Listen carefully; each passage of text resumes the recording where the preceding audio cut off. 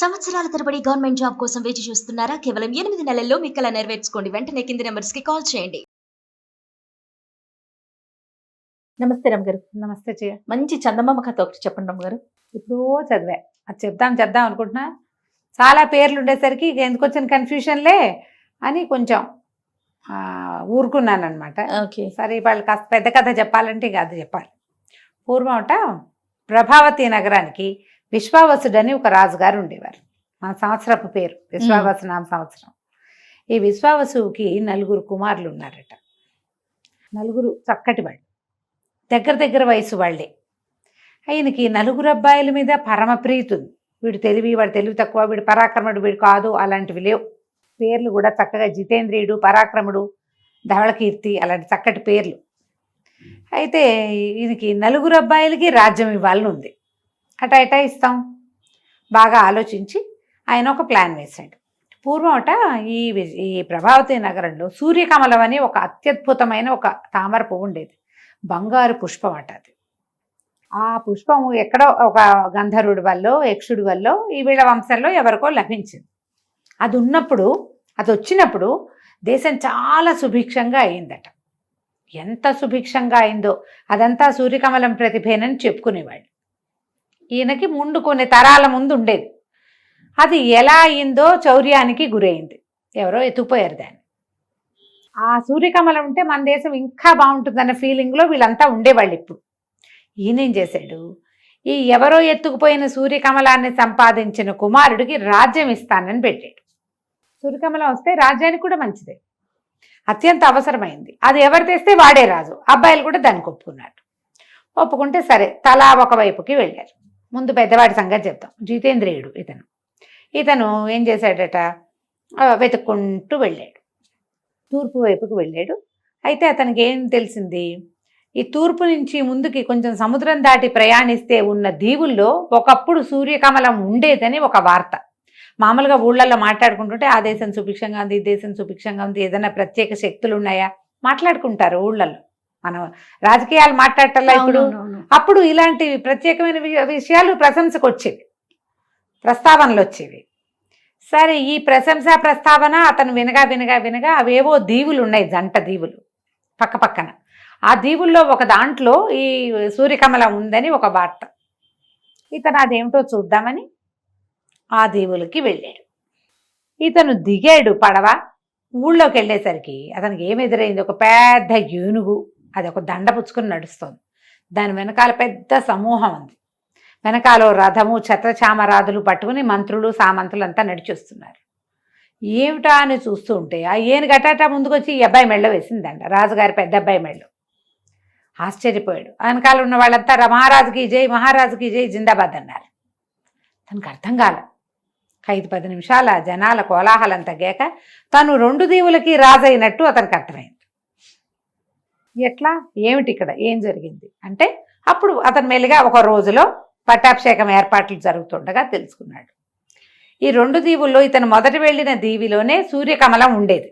Okay. 2వ దీవి వాళ్ళు దీనికోసం ప్రయత్నం చేశారు, ఎత్తుకుపోవడానికి. అది ఎవరి దగ్గర ఉంటే వాళ్ళు బాగుంటారు. ఈ మధ్యలో ఏమైంది, గూఢచారులు కొంతమంది వచ్చారు. తర్వాత మాకు ఇవ్వండి, కొన్నాళ్ళు మేము ఉంచుకుంటాం, కొన్నాళ్ళు మీరు ఉంచుకుంటారు, కానీ ఇలాంటి వార్తలు పుచ్చుకుని కూడా కొంతమంది వస్తాయి. వాళ్ళు వీళ్ళకి విషం పెట్టేసుకున్నారు. విషప్రయోగం జరిగింది. తర్వాత ఈ రాజులు ఇద్దరు, ఈ వచ్చిన గూఢచారులు 2 రాజులకి విషప్రయోగం చేశారు. అరాచకమైపోయింది. ఎంతమంది చచ్చిపోయారో ఆ విషప్రయోగంలో. రాజులు పోయారు, ఆ 2 రాజ్యాల రాజులు. తర్వాత ఈ మధ్యలో ఉన్నారుగా 2 రాజులకి మధ్యలో ఉన్న గూఢచారులు, తర్వాత వార్తాహరులు, మొత్తం గుంపంతా చచ్చిపోయారు విషప్రయోగం వల్లే. దాంతో 2 దీవుల వాళ్ళు మాట్లాడుకుని, మనం ఇట్లా అరాచకమైపోయాం, ఈ సందట్లో, ఈ గొడవలో, ఈ మరణాలు, ఎవరికి ఏం చేశారు, ఈ న్యాయ విచారణలు, ఈ సందట్లో సూర్యకమలం పోయింది. ఇక్కడి నుంచి అది అపహరించబడింది. దాంతో రాజు లేడు. చాలా కాలంగా రాజు లేకుండానే ఉన్నారు వాళ్ళు. ఉండి ఇట్లా కాదు, రాజును సెలెక్ట్ చేసుకునేందుకు ఒక మార్గం చూద్దామనుకుని ఏం చేశారు, 2 రాజ్యాల వాళ్ళు కలిసి పెద్ద మనుషుల ఒప్పందం కూర్చుని, సరే ఒక ఏనుగును వదిలి పెడదాం, ఎవరికి ఏనుగు పట్టం కడుతుందో చూద్దాం, దండేస్తే వాళ్ళకి పట్టం కడదామని డిసైడ్ అయ్యారు. అది ఈ జితేంద్రుడికి పట్టం కట్టింది ఆ ఏనుగు. సరే ఇతను రాజు అయ్యాడు. ఇతనికి అయ్యో సూర్యకమలం మిస్ అయిందే అని తెలిసింది.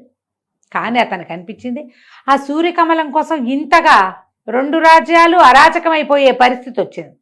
ఆ దిక్కుమాల కమలం లేకపోతే ఏం పోయింది? పైగా 2 దీవులకు రాజు అయ్యాడు. తండ్రి రాజ్యం 1, అందులో 4 తమ్ముళ్ళు పోటీ, మొత్తం 4 అన్నదమ్ముల పోటీ. ఇక్కడ ఏముంది?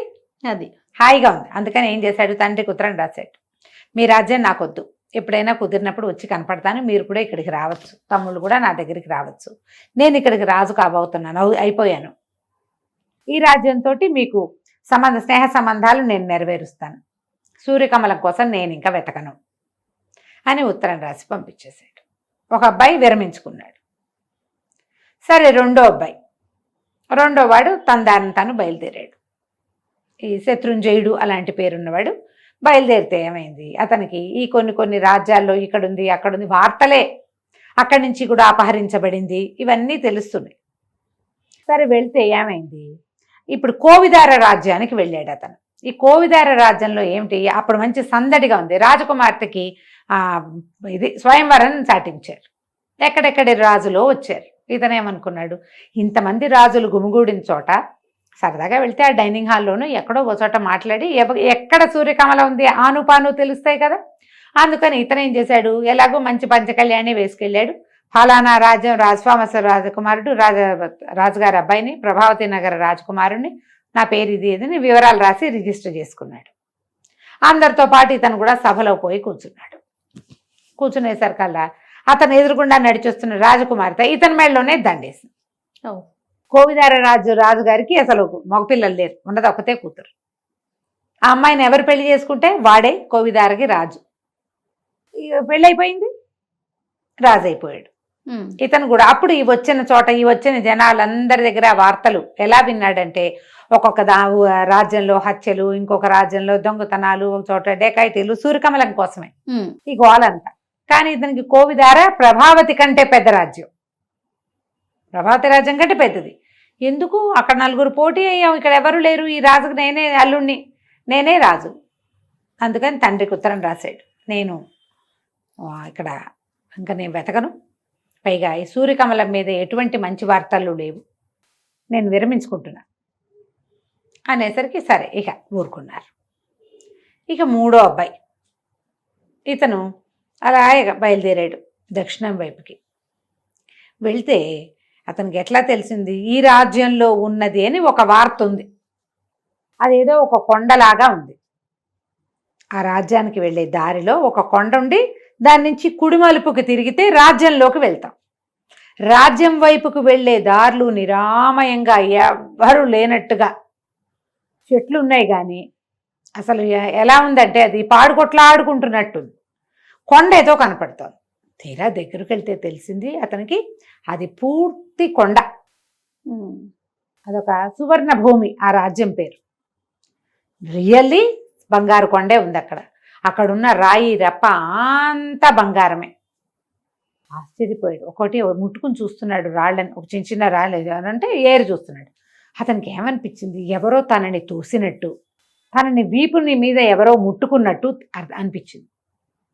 మనం ఒంటరిగా ఉన్నప్పుడు వెనక నుంచి చెయ్యేస్తే అదిరిపాటు వస్తుంది కదా, అదిరేసరికల్ ఇతను ఏం చేశాడు, అతనికి సహజంగానే కొంచెం పరాక్రమశాలి అతను, నడువుకి పట్టాకి కత్తి, ఎప్పుడైతే ఉలిక్కి పడ్డాడో గబుక్కున కత్తి తీశాడు. కత్తి తీసి కత్తిని అటు ఇటు గబగబా తిప్పేశాడు. తిప్పేసరికల్లా పేరమని పెద్ద కేక వినపడి, తీరా చూద్దును కదా, అతను చూసేసరికి ఒక రాక్షసుడు కత్తి దెబ్బ తగిలి పడిపోయి ఉన్నాడు. అతనే వీడిని ముట్టుకున్నాడు వెనక నుంచి. ఎప్పుడైతే ఈ కత్తి దెబ్బ తగిలి పడి పెద్ద కేక పెడుతూ పడిపోయాడో, అతని నెత్తి మీద నుంచి ఒక మూలిక లాంటిది, అది ఇట్లా కుప్పెలాగా కడతారు చూడు ఆయుర్వేదం వాళ్ళు, ఆ కుప్పె కింద పడి, ఆ కుప్పెని చూశాడు. ఏమిటి పడింది, ఈ పడిన వాడెవడో అతనికి అర్థం కాల. ఈ లోపల దూరంగా ఉన్న ఆ చెట్లు అని ఏదో ఖాళీగా ఉన్నట్టుందో, దాని వెనకాల కొంతమంది మనుషులు ఉన్నారు. వాళ్ళు పెద్దగా కేకలు పెడుతూ మహారాజుకి జై జై జై అని అరుచుకుంటూ వచ్చారు. వచ్చేసరికి ఆశ్చర్యపోయారు, ఏమిటి మహారాజు అంటున్నారు ఏమిటి, నేను మహారాజునేమిటి, నేను మహారాజుని గాను, నేను వేరే రాజ్యపు రాజకుమారిని, ఇక్కడికి వచ్చేసరికల్లా వీడెవడో నాకు కత్తి తగిలి పడిపోయాడు, ఆ తగిలిన దెబ్బ వాడికి ఇట్లా పొట్ట మీద నుంచి ఇలా తగిలేసింది, దాంతో వాడు మరణించాడు. రక్తం వస్తే చచ్చిపోతాడు అంతే. ఇంక వాళ్ళందరూ అన్నారు, బాబు మీకు తెలియదండి, వీడి వల్ల మేము చాలా అవస్థపడుతున్నాము అనేసరికి ఏమిటి వీళ్ళ కథ అంటే, ఆ పక్క రాజ్యం ఎక్కడి నుంచో వీడు ఒక బంగారు కమలని తెచ్చుకున్నాడు. వాడికి అదృశ్య గుటిక ఉంది వాడి దగ్గర. వాడి నెత్తి మీద నుంచి పడిన కుప్పే అది నెత్తి మీద పెట్టుకుంటే ఎవరికి కనపడరు. వాడు అది పెట్టుకుని ఈ రాజ్యంలోకి ప్రవేశించాడు. వాడికి వీళ్ళకి ఉన్న ఒకే ఒక్క డబ్బు వచ్చే సాధనం ఈ బంగారు కొండ. ఆ రాజ్యంలో ఇంకేం లేదు. ఆ బంగారపు రాళ్ళు రప్పలు పక్క రాజ్యాల్లో అమ్ముకుని వీళ్ళు సామాన్లన్నీ తెచ్చుకుంటారు. అక్కడ పంటలు పండవు. వాళ్ళకు ఉన్నది ఒకే ఒక ఆస్తి ఈ బంగారు కొండే. వాడు ఈ బంగారు కొండను ఆక్రమించుకుని కూర్చునున్నాడు. వాడు పరాక్రమశాలే కాదు, రెండోది అదృశ్యమైపోగలిగే శక్తి ఉంది వాడికి. ఎవరు కనపడ్డా వాళ్ళని విరుచుకు తిన్నాడు వాడు. ఒక దశలో రాజుగారిని కూడా విరుచుకు తినేశాడు. మా రాజ్యానికి రాజే లేడు. ఎప్పుడు కావాలంటే అప్పుడు ఊళ్ళోకి వచ్చి ఎవరిని పడితే వాళ్ళని తినేస్తాడు. ప్రజలు కూడా బయటికి రాకుండా తలుపులు వేసుకుని బతుకుతున్నాం, బిక్కుబిక్కుమంటూ మేము నిరుపేదలుగా ఉన్నాం, ఏమీ లేదు మా దగ్గర. ఏదైనా చేయాలంటే ఈ కొండలో నుంచి కొన్ని ముక్కలు కొట్టుకుని వెళ్ళాలి. ఇక్కడికి వస్తే వీడు పట్టేస్తాడు, ఎవరిని చంపేస్తాడో తెలియదు. దాంతో బిక్కుబిక్కుమంటూ బతుకుతున్నాం. మా రాజ్యం ఏమో అరాచకం అయిపోయింది, చాలా బాధపడుతున్నాము. కాకపోతే వాడిని మీరు చంపటం వల్ల మీరే మాకు రాజని మేము ఫిక్స్ అయ్యాం అనేసరికి బాగానే ఉంది. అతనికి అనిపించింది, ఏమిటి సూర్యకమలం దీని దుంపదేగా, ఎక్కడికి వెళ్ళినా ఇలాగే ఉందే, వీడి దగ్గర సూర్యకమల ఉందా అంటే ఏమో అది తెలియదు. సరే ఏమైంది, అతను ఈ సువర్ణ భూమికి రాజు అయిపోతున్నాడు. మూడో అబ్బాయి ఈ ఆఖరివాడు శృతకీర్తి అతని పేరు. ఇతను అన్ని పక్కలకి తిరిగాడు. ఇక్కడ రాజ్యానికి దిగిన మూడో రాజకుమారుడు కూడా తండ్రికి ఉత్తరం రాశాడు, సువర్ణ భూమికి రాజు అవుతున్నాను నేను, నాకు ఇంకా దీని మీద ఈ కమలం మీద స్వర్ణకమలం మీద ఆసక్తి లేదు, సూర్యకమలం మీద నేను దానికోసం ప్రయత్నం చెయ్యను, చిన్నవాడితో చేయించుకోండి అనేసరికి ఇక చేసేదేముంది. సరే రాజుగారు సరే అనుకున్నారు. ఆయనకు వెళ్ళింది ఉత్తరం. నాలుగో అబ్బాయి బయలుదేరి వెళ్ళిపోయాడు కదా. అతను అన్ని ఊళ్ళల్లో కనుక్కుంటూ ప్రతి ఊళ్ళోనూ ఈ సూర్యకమలం వల్ల జరిగిన అరాచకము, జరిగిన ఇబ్బంది అవి వింటూ వచ్చాడు. ఒక రాక్షసుడు ఎవడో ఎత్తుకుపోయాడని సువర్ణ భూమికి కూడా వచ్చాడు. చివరికి అక్కడికి వస్తే ఏం తెలిసింది, తన అన్నే రాక్షసుని చంపాడని, ఇక్కడ రాజు అవబోతున్నాడని తెలిసింది. అన్నయ్య దగ్గరికి వెళ్ళాడు. వెళ్ళేసరికల్లా అన్నయ్య అన్నాడు, ఎత్తుకొచ్చిందిరా, మేము ముగ్గురం 3 చోట్ల ఉన్నాం, నువ్వు ఇంటికి వెళ్ళిపో హాయిగా, ఆ రాజ్యం నీదే, మాకు అక్కర్లా. పెద్దన్నయ్యలకి ఇద్దరికి వద్దు, చెరుకో రాజ్యం ఉంది, పెద్దవాడికి 2 దీవులు ఉన్నాయి, రెండో వాడికి కోవిదారు ఉంది, నాకేమో సువర్ణ భూమి దొరికింది, ప్రభావతి నగరాన్ని నువ్వే పరిపాలించుకో, ఈ సూర్యకమలాన్ని వెతకడం మానేసేయి అన్నాడు. అంటే ఇతనికి నచ్చల, శృతకీర్తికి నచ్చల, ఆఖరి అబ్బాయికి. కాదు నేను వెతకాల్సిందే, ముందు అసలు అది ఎక్కడుందో తెలుసుకొని అనేసరికి ఈ అన్నగారు ఏమన్నాడు, మూడో అబ్బాయి తన దగ్గర ఉన్నటువంటి అదృశ్య గుటిక ఉంది కదా, అది నెత్తి మీద పెట్టుకుంటే ఎవరికి కనపడకుండా ఉండొచ్చు, నీకేమైనా ఉపయోగపడుతుందేమో ఇది తీసుకోమని చేతిలో పెట్టాడు. అది పుచ్చుకుని ఈ సూర్యకమలం గురించి జాడలు తీస్తూ ఈ అబ్బాయి ఒక నగరానికి చేరాడు. చేరితే అక్కడ ఒక పెద్ద గొడవగా ఉంది. ఏమిటట, మా రాజ్యంలో సూర్యకమలం ఉంది, అది ఎవరో దొంగతనం చేశారు. అయ్యో, ఆ సూర్యకమలాన్ని పట్టుకున్న వాడికి రాజకుమార్తెనిచ్చి పెళ్లి చేస్తామని చాటింపు. సరే వెళ్ళాడు. వెళ్ళేసరికల్లా ఆయన ఎలా పోయిందో ఎవరు చెప్పటల్లా. ఇప్పుడు పోయింది, ఫలానా గుట్లో పెట్టాం, ఫలానా మందిరంలో పెట్టాం, ఫలానా రోజు పూజ చేసాం, మర్నాటి నుంచి కనపడలేదు, అలాంటిది ఏదో ఒక వివరం ఉండాలి కదా, ఉండాలిగా. ఆ వివరాలు ఎవరికీ తెలియదు, ఎప్పుడు పోయిందో తెలియదు, పోయింది అంటున్నారు అంతే. సరే ఇతను ఏం చేశాడు, రాజుగారిని నిలదీద్దాం అనుకున్నాడు. వెళ్ళి అడిగేసరికల్లా రాజు అన్నాడు, అదేమిటి ఆ వివరాలన్నీ నీకెందుకు చెప్తాను, నేను అసలు నువ్వే దొంగతనం చేసిన ముఠాలో వాడివేమోనని నాకు అనుమానంగా ఉంది అనేసరికి ఇతనికి పోట్లాడాడు. ఈ అమ్మాయిని పెళ్లి చేసుకోవడానికి రాలేదండి, మా సొంత రాజ్యం ఉంది మాకు, మేము 4 బయలుదేరాం, మా అన్నయ్యలు 3 చోట్ల ఉన్నారు, నేను దాన్ని జాడలు తీస్తూ వచ్చాను, అసలు అది మొట్టమొదట మాకు చెందింది, మా వంశంలో మా తాత ముత్తాతల నాడు గంధర్వుడి నుంచి మాకు దొరికింది, లెక్క ప్రకారం అది మాది, దీనివల్ల ఎన్ని అనర్థాలు జరగచ్చో నేను అన్ని చోట్ల వినొచ్చాను. మరి 3 అన్నయ్యలది చూశాడు కదా, అన్ని రాజ్యాల్లోనూ విన్నాను నేను, నాకంతే ఇక ఎక్కువగా ఎవ్వరికీ తెలీదు అది ఎన్ని చేతులు మారిందో. సూర్యకమల గురించి తెలుసుకున్నాకే మీతో మాట్లాడతానన్నాడు. ఇక ఎవరెవరెవరెవరినో ప్రశ్నించాడు. ఒక్కళ్ళు కూడా దాన్ని చూసిన వాళ్ళు కానీ దాన్ని దొంగతనం జరిగిందని నిర్ధారించగలిగిన వాళ్ళు కానీ అతనికి కనపడలేదు. అయితే ఏమైంది, ఒక అడవిలో ఇంకా దొంగలు ఉన్న ప్లేసులు చూడడం మొదలుపెట్టాడు. దొంగలు ఫలానా చోట ఉంటారని, అడవుల్లో కొంతమంది దాక్కునేందుకు హైడింగ్ ప్లేసులు ఉంటాయి కదా, వాటి వెనకాల తిరుగుతుంటే ఒక ముని కనపడ్డాడు ఇతనికి. ఈ మునిగారు ఏమైనా చెప్తాడేమో, కనీసం ఆయన జ్ఞాన దృష్టితో చూసి చెప్తాడని ఈ కుర్రాడు రాజుగారి ఆఖరి అబ్బాయి అక్కడికి పోయాడు. వెళ్ళేసరికల్లా ఏమైంది, ఎప్పటికీ ముని కళ్ళు తెరవలేదు. ఇంతలో ఒక ముగ్గురు మనుషులు వస్తున్నారు. ఈ వచ్చిన వాళ్ళు ఎవరు, అతను దొంగలని అక్కడక్కడ తెలుసుకున్న వాళ్ళు ముగ్గురు ఇక్కడికి వస్తున్నారు. ఇతను ఏం చేశాడు, నెత్తి మీద అదృశ్య గుటిక పెట్టుకుని ఒక పక్కన నుంచున్నాడు. అతను ఉన్నట్టు వాళ్ళకి తెలియదు. వీళ్ళు మాట్లాడుకుంటున్నారు. ఆ మునిగా వేషం వేసుకున్నాడు వాడు దొంగే. ఓహో, వీళ్ళు ఏమనుకుంటున్నారు, అసలు అది పోయిందో లేదోనండి, రాజుగారే దాచేసి అబద్ధం చెప్తున్నాడేమో. 4 ముఠాలు ఉన్నాయి మన ఊళ్ళో, మేము 4 ముఠాలని కనుక్కున్నాం, ఎవ్వడూ అది కొట్టేలా, దొంగతనం చేయలే. మన వల్ల కాకపోతే ఎవడి వల్ల కాదు, మనమే పట్టుకోలేకపోయాం దాన్ని. రాజు మీదే మాకు డౌట్గా ఉంది, రాజు పోకుండానే పోయిందని చెప్తున్నాడేమో అనేసరికి ఇతనికి అనిపించింది ఇది నిజమై ఉండొచ్చు. ఎక్కడైనా వస్తువు పోతే ఫలానా రోజు ఆ వివరాలు వస్తాయి బయటికి, ఏ వివరమూ లేదు ఇక్కడ. సరే ఏం చేశాడు, ఇక్కడి నుంచి వెళ్ళిపోయాడు. వెళ్ళి రాజుగారి దగ్గరికి వెళ్ళి ఏమన్నాడు, మీ అమ్మాయిని నాకు ఇచ్చి పెళ్లి చేయండి, మీ సూర్యకమల ఎక్కడుందో నాకు తెలుసు అన్నాడు. అనేసరికి రాజు అన్నాడు, ఏది నా చేతిలో పెట్టు నాకు చెప్పన్నాడు. మీ చేతిలో పెట్టడం ఎందుకంటే అది మీ దగ్గరే ఉంది, ఎక్కడో దాచిపెట్టారు, బయటికి తీయండి, మీ ఇంట్లో నుంచి అది బయటికి వెళ్ళాల అనేసరికి రాజు గతుక్కుమనిపోయాడు. ఆయన ప్లాన్ వేసాడు అట్లా. ఎందుకంటే ఈ సూర్యకమలానికి మొదటి రోజు నుంచి అది ఒక్కసారి ప్రభావతి నగరంలో నుంచి బయటకు వచ్చాక ఎన్నిసార్లో దొంగతనం చేయబడింది. దాని లక్షణం అది. తన దగ్గర నుంచి కూడా పోతుందని ముందుగానే దాచిపెట్టి పోయిందని చెప్తున్నాడు. సరే ఆయన అన్నాడు గతుకుమని, ఇప్పుడు ఒకవేళ ఇప్పుడు ఇలా చేసినా మా అమ్మాయి నీకు ఇచ్చి పెళ్లి చేస్తే నువ్వేం దక్కించుకోలేవు, అది ఇక్కడే ఉందని తెలిసిందంటే దొంగతనానికి జరిగిపోతుంది.